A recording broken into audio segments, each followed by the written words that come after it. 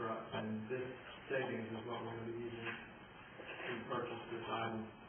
So I'd like to make a motion that we purchase $32,000 for a New Holland out of the capital equipment line item in sewer. There's a motion from Mr. Reynolds on the purchase of the New Holland. Do I have a second? Second, Skiddy. Discussion. All those in favor? Aye. Opposed? Carries unanimous. Move on to consideration and action of Duke Energy and Orange Electric franchise agreement. Ms. Black. Thank you, Mr. Mayor. I think council is well aware we've discussed this before, but it's time to take action and renew the franchise agreement with Duke Energy and Orange Electric.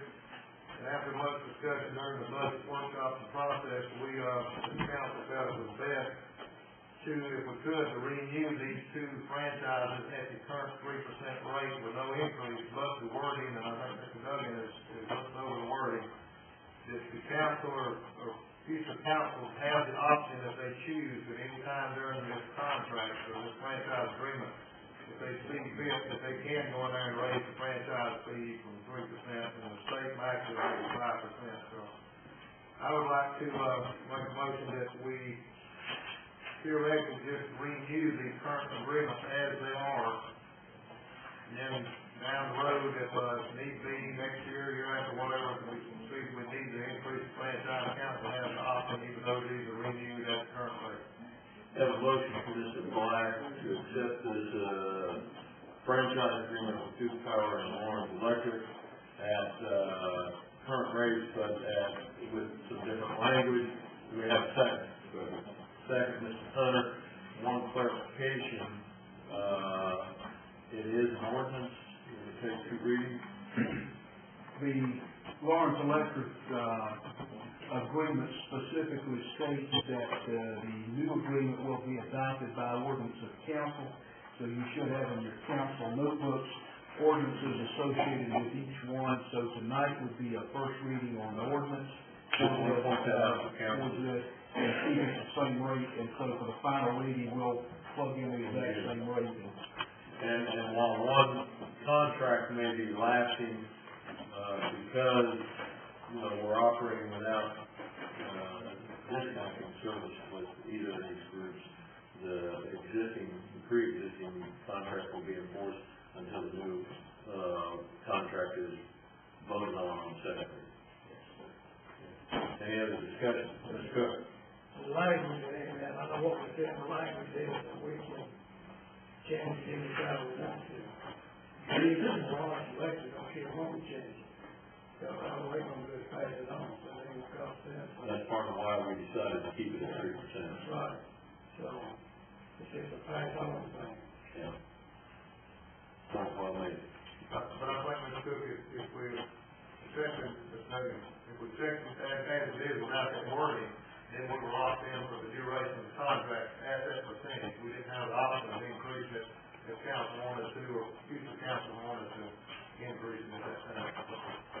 That's right, when we had that language, but it gives us the flexibility as a council. If we need to increase the franchise fee for any reason, then we have that option in there. But if we signed it or went into an agreement the way it is without that wording, then we couldn't do that. Is that correct? That's correct. Is this a year-to-year contract, or is it a 3-year contract? Those are the initial terms of these are 10-year terms, and with renewable every 5-year terms. Now, there are ways to get out of this if we need to, if the state deregulates the electric utilities or things like that. There's provisions for us to get out of this. Any other discussion or any comments? I just wanted to reiterate what Mr. Cook was saying is true in all of these franchise agreements. For example, charter communications, all of them have a pass-through, and if you look at your bill, it will actually have a separate line item for franchise fee and an amount.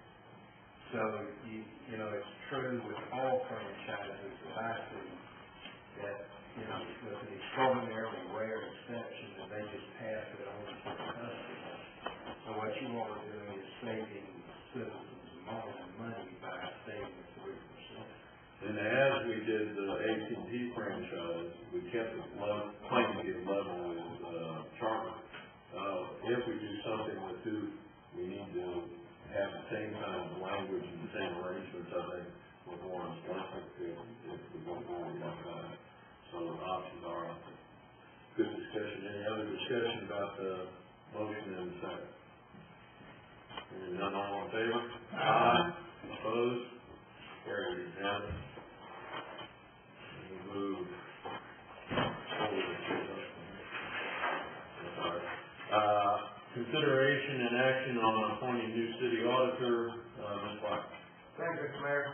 As Mr. Eubanks stated earlier, the finance committee, Mr. Hunter was not able to attend, but myself and Mr. Reynolds and assistant administrators, Fire Chief Sapp, and Trey Eubanks, administrator, and Holly Abercrombie from finance, we all met and went over the applicants for the audit service. There were 6 proposals, and we all went over them. And at that time, the committee left it with Mr. Eubanks and Ms. Abercrombie to do some background work to make sure that the selection that we chose in that meeting was the one that we indeed needed for the city. So before I make this motion, I would like to get Mr. Eubanks to report the findings that Ms. Abercrombie himself on the audit firm. So we did receive 6 bids. One was very clearly qualified. The Direction of Finance Committee's meeting on May 4th. We did some due diligence, speaking to 4 separate entities that have served, that this auditing firm has served before, and we received good marks across the board with that. So the due diligence is done, and that being said, I think we're in a position, Mr. Black, to move forward.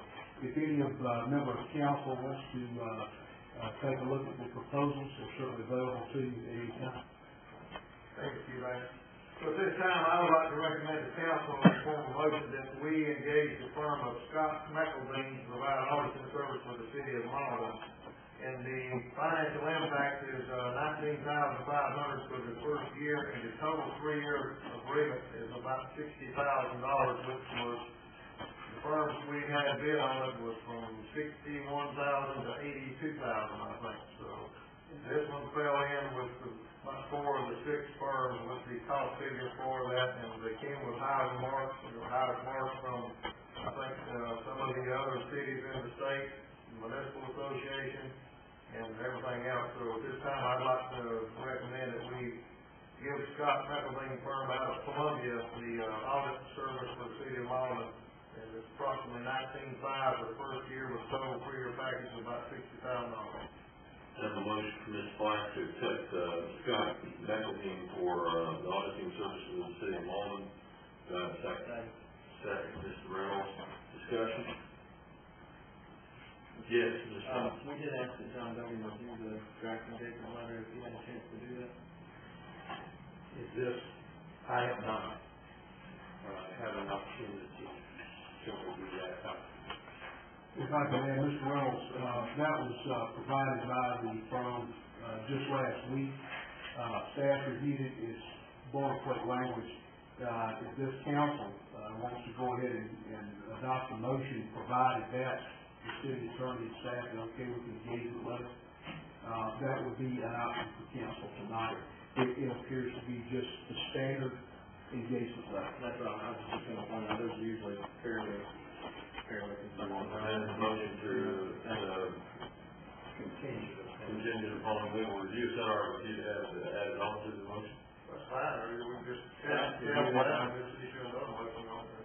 I'm fine with staff review, and I'm fine with that, because I always know our chance to look at it, and I'll probably have something about it. The only other thing I'd add in there is that the other companies, some are local, some are out of town. This one happens to be in Columbia, and we're trying to stay local too. So as we move forward beyond this one, pay attention not only to those things. I think this council has adopted a motion on purchasing policy to give preferential treatment up to 5% difference in cost, something like that. If you make, does this firm not have a local office?